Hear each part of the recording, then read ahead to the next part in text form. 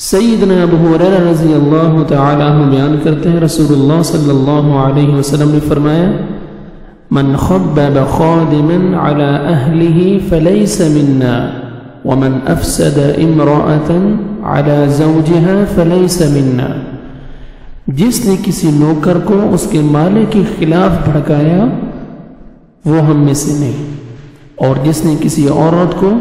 اس کے خاوند کے خلاف ذہن بگاڑا اور وہ بھی ہم میں سے نہیں۔ نوکر کو مالک کے خلاف اور بیوی کو اس کے خاوند کے خلاف بھڑکانا بہت بڑے گناہ اور فساد کا باعث بنتا ہے۔ اس کی قباحت کی وجہ سے آپ صلی اللہ علیہ وسلم نے ایسا برا عمل کرنے کے مرتکب ہونے والے کے ساتھ لا تعلقی کا اظہار کیا ہے، کوئی تعلق نہیں ہمارا اس کے ساتھ، وہ ہم میں سے نہیں ہے۔ ایسا شخص ہمارے طریقے اور راستے پر نہیں ہے جو کسی نوکر کو اس کے مالک کے خلاف بھڑکائے اور جو کسی عورت کو اپنے خاوند کے خلاف بھڑکائے۔